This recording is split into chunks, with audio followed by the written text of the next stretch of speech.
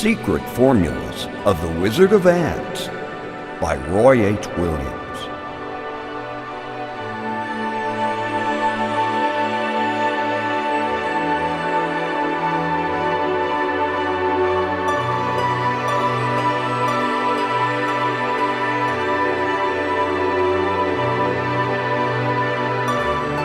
Dear reader, some time ago I published a book titled The Wizard of Ads, Turning Words into Magic and Dreamers into Millionaires.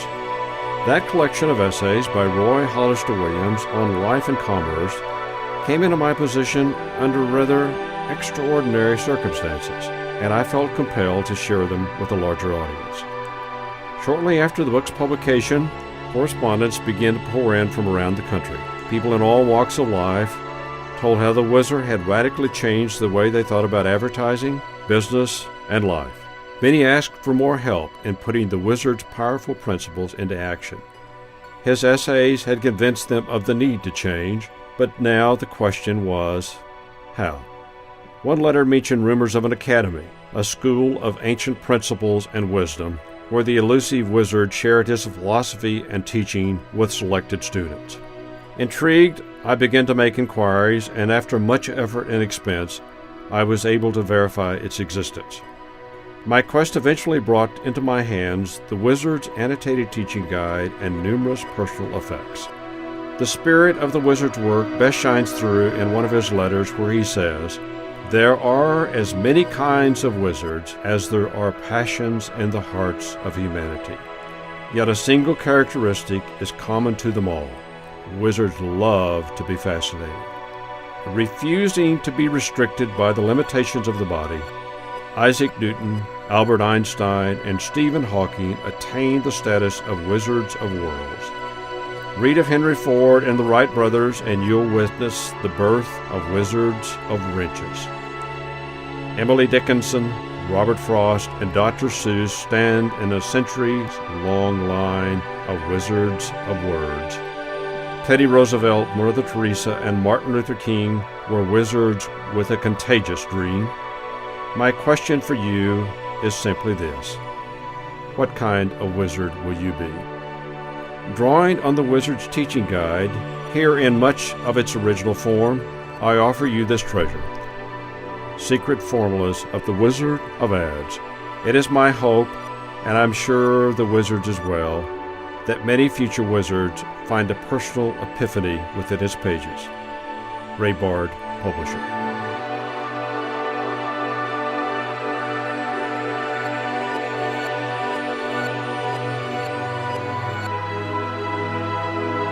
Part the First, Philosophy of Advertising, in which the Wizard examines the question, what makes people do the things they do?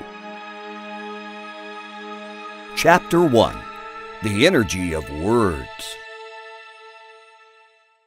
You study pivotal people and events in history, searching for a common denominator. You hope to identify the recurrent elements of greatness, the keys to phenomenal success.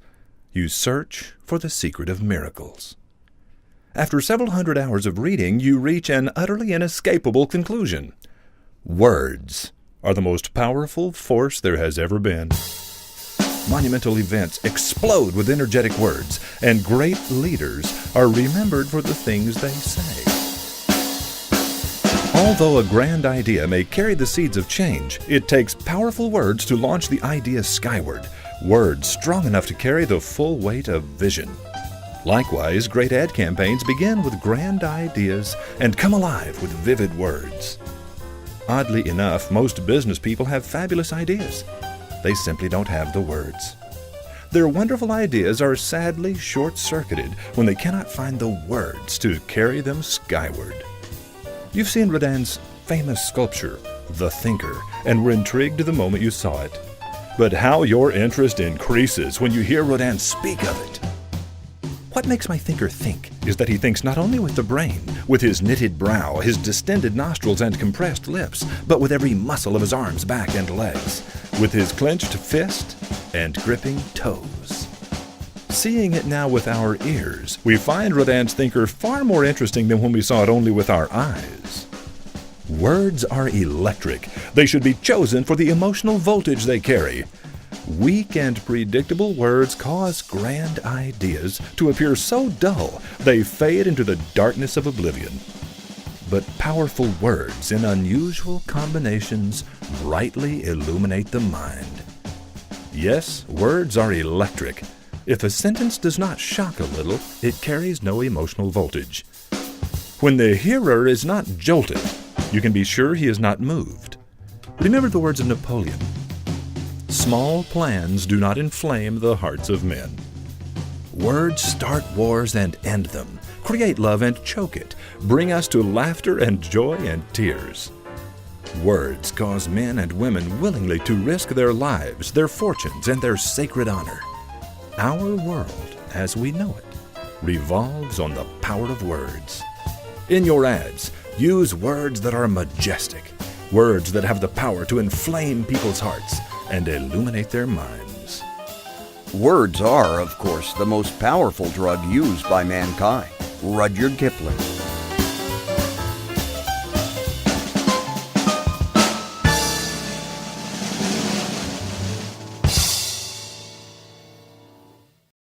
Chapter 2. Specifics and Generalities. It's 2 a.m., and my friend Tony and I have walked 270 feet down a dark alley to the back of a hardware store, then turned around to see a policeman standing next to our car. We stare at each other a moment, then slowly walk the 270 feet back toward the policeman. I tell Tony, "Don't say a word. Let me handle it. You'll just get us cuffed and scuffed." I turn to the cop. "Hello, officer. I'm sure this looks suspicious, but my name is Roy Hollister Williams. This is my best friend, Anthony Mark White. And we're having a little argument in the kitchen of my house at 211 West Detroit, where my wife Penny's already in bed because she can't stay awake past 10 o'clock. And Tony said he was thinking about renting this vacant place next to the hardware store for an auto body shop because he thinks he can get 20 cars in this place. And I said, no way, because the building is barely 150 feet long. And he said it was twice that long, so we bet a cheeseburger and then came here to step it off together. And I'm really good at stepping off distances because I used to work as an estimator for Aquatat Seamless Guttering Company on Mingo Road. And I can always step off a distance to the exact foot because I used to do it several times a day to estimate the length of the guttering because we sold it by the foot and I had to bid the jobs. And "He's gone," said Tony. "You can quit babbling like an idiot now." "Yeah," I answer, "but at least we're not in jail. Every time you talk to a cop, everyone within 50 feet of you goes to jail, and while that might sound like fun, I've got to go to work in the morning." "Okay," says Tony, "but you still owe me a cheeseburger." Even though I'm only 20, I already know that specifics are more believable than generalities. Tonight, it saves me from taking a long ride in the back seat of a patrol car. And tomorrow will help me write the kinds of ads that make people rich. In another few years, I'll use this little nugget of insight to launch my own advertising firm. The simple truth is that nothing sounds quite so much like the truth as the truth. And most people seem to know the truth when they hear it. The truth is never full of loopholes and generalities. The truth is made of specifics and substantiation. It's solid. That's why it's easy to spot in a world full of paper-thin lies, half-lies, and hype. What about your ads? Are they full of generalities and unsubstantiated claims? If so, your customer probably thinks you're lying even when you're telling the truth.